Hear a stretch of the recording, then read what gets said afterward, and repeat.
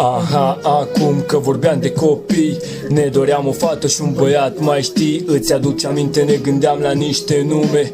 Pe băiat să-l cheme George Antonio, hai spune. La fată îți doreai să zici Roberta Georgiana, eu vreau Raisa sau să o cheme Totana. În fine, astea toate-s niște amintiri, povestea doi copii și lanțul unei iubiri. Dar acest lanț nu a ținut prea mult de când te-ai hotărât tu să-l faci mai scurt. Ai văzut și o bicicletă dacă îi se rupe lanțul, mergi pe lângă ea ca să poți să mai treci șanțul. Nu o abandonezi și nu o lași în drum, cum ai abandonat și mi-ai făcut inima scrum. Și știi că acum pun versuri pe hârtie, dar tot ce-am de zis n-ar ajunge o melodie.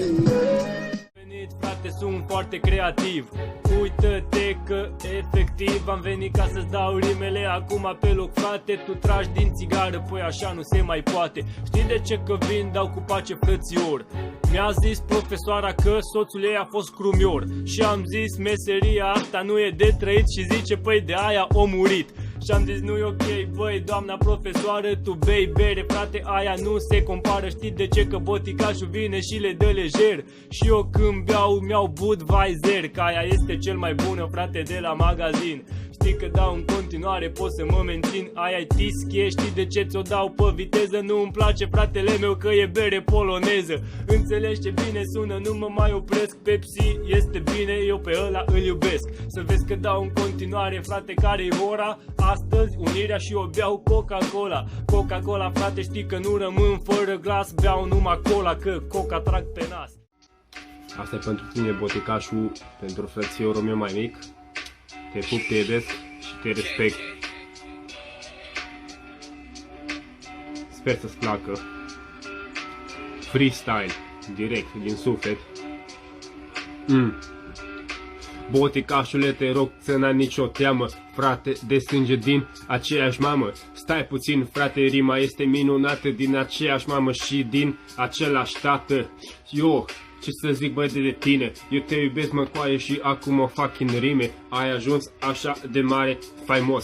Stai puțin, mă, coaie, că nu mai ești nici bărbos. Uite-te la mine că sunt puțin mai pufos. Sunt mai gras, sunt mai făcut așa, sunt mai hidos. Că mi-a căzut părul, nu știu, frate, ce să fac. Îmi fac transplant de păr, mă, coaie, nu știu cum să scap. Cum să scap de tine, cum să scap de acest coșmar. Cum să scap, bă, frate, că acum sunt măgar. Ce vrea să facă? Ce? Când adorm să vină cu lama să-mi ia părul, să facă așa cu cap. Mamă, deci dacă îi bag o glumă, sigur nu mai face. Hai că-i dau acum, pentru tine, să te scap, bun?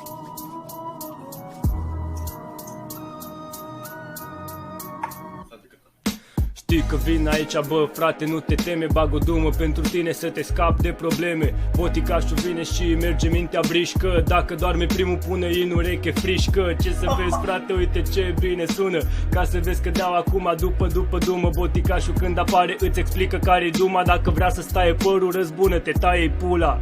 Ce să vezi, frate, știi că sunt MC, taie pula să nu se mai poate înmulți. Boticașul când apare știi că treaba e șucară, că am intrat pe MTV și voi, da, cred că țigară ați intrat să fumați, dau cu pace ca între frați. Astăzi e duminică, eu cânt până marți. Să vezi că boticașul își menține casa vie. Am băut de ăsta să am energie. Îți permiți? Îți permis să faci figuri. Stați puțin, fraților, că sunteți singuri, dar boticașul când apare vine direct peste voi. Nu te lega de mine că o să te închid acum boi. Cine naiba ești, tu te crezi arogant. Mă uit la tine și ai fața aia de căcat pe care nici nu vii să o arăți aici pe la cameră, pentru că o să zic că fetele ăsta nu-i șucar, bă. Ăsta nu-i șucar, da, cred că-i țigănaș, că a venit pe OMTV să se lege de boticaș, dar n-o să iasă, că am venit aici să-ți dau clasă și poți să mă înjur să faci ce vrei tu, băcoaie, că nu-mi pasă. Ești tramvai? Ești român pentru voi. Mă, dă-te pula mea de aici. Bă, dar de ce mă înjuri, mă? Înțelegi că vin aici, bro, ascultă, frate, de ce mă înjuri acum, ci că tu nu ai 7 ani de acasă, dă-te în puii mei de fraier. Boticaș îți bag o dumă și te lasă fără aer. Te-ai legat de mine fără niciun motiv. Tu te-ai născut că n-au avut ai tăi prezervativ. Înțelegi acum, mă, frate, că le dau pe loc, că te fac de râs acum și te bag pe TikTok. Ți-ai luat microfonul, stai puțin unde vrei tu să ajungi. Ăla nu e microfon, tu ai prefera să o sugi, că așa-ți place ție, frățioare, băi. băiatul de pe TikTok că vine și îți dă valoare. Înțelegi că vine acum, îți explic duma, nu mai bea din pahar că tu vrei să bei. Că așa îți place ție, așa ai fost învățat și mersi frumos cu aia, ce să zic că m-ai înjurat. Ești numărul 1. Una și-a pus mâna la gură și cealaltă la fel, că a văzut că am intrat să fac măcel. Știi că în continuare dau aici priceput. Fata cred că e luată, care la cătul la gât și nimeni n-are cheia, dar cred că o am eu, că vin până la tine și le dau cu tupeu. Botica așa pare ca să fac of de doame. Ai ridicat o cutie în care cred că ai bomboane, dar nu contează, știi că capul mă duce. Nu trebuie să ai bomboane că tu ești destul de dulce. Te urmăresc pe TikTok. Mulțumesc!